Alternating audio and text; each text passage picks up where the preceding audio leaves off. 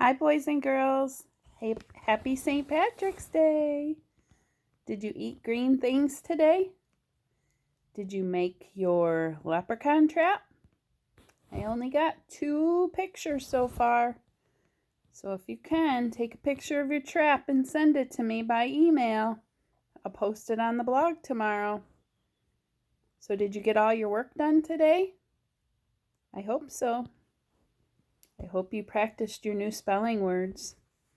They're all ow words, but ow can be spelled O-W and O-U. You just have to remember which one goes with which word.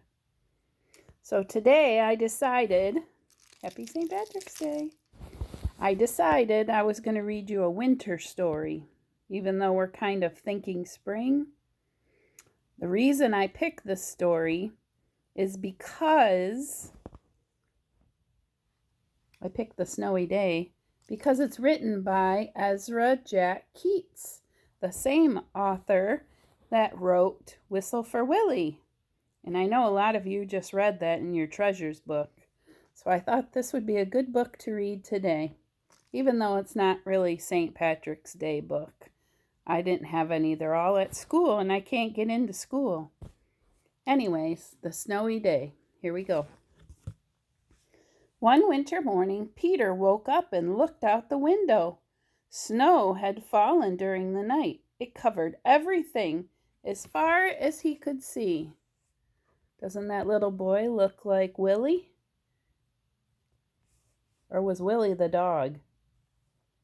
I can't remember.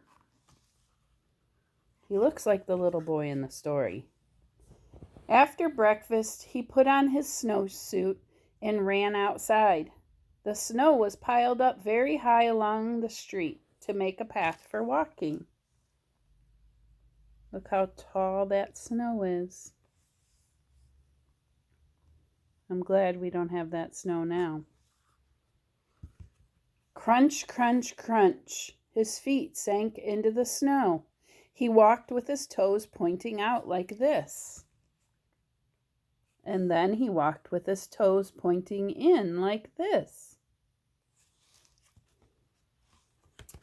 Then he dragged his feet slowly to make tracks. He found something sticking out of the snow that made a new track. So here's his tracks. And look, there's a new track right there on top. What do you think made that track, boys and girls?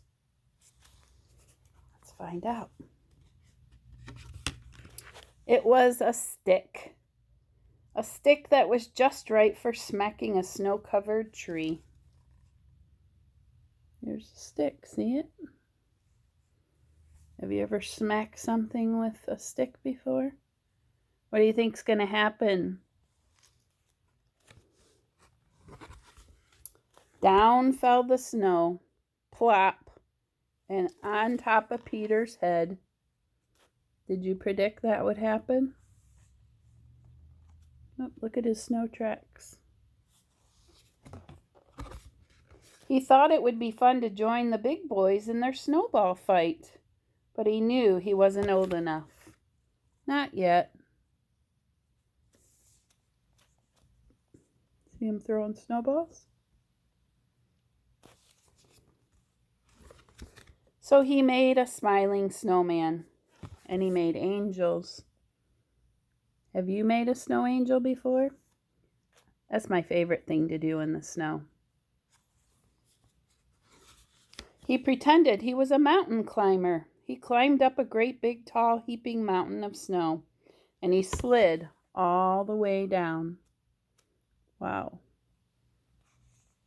That looks like fun. He picked up a handful of snow and another, and still another. He packed it round and firm and put the snowball in his pocket for tomorrow. Then he went into his warm house. Uh-oh. What's going to happen to the snowball in his pocket? He told his mother all about his adventures while she took off his wet socks.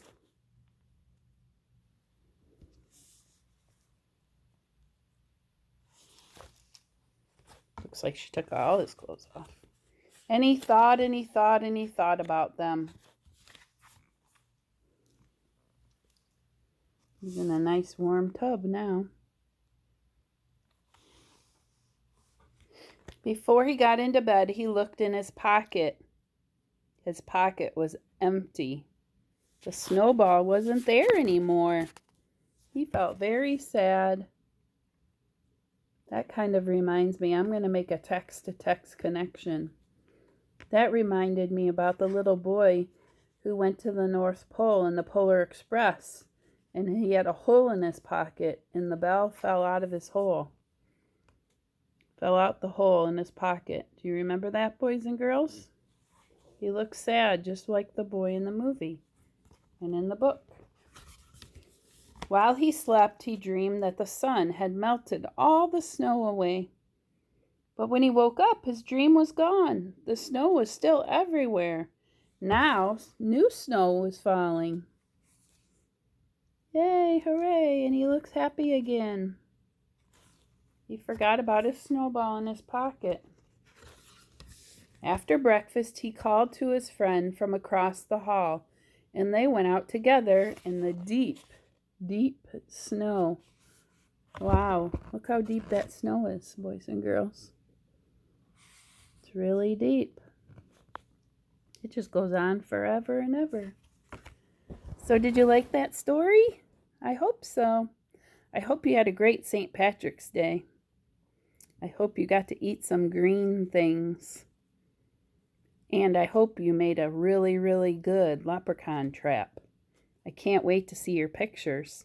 So please email me. Bleh. Let's try that again. So please email them to me, and I will post them on the blog. Have a great night, boys and girls. See you tomorrow. Bye.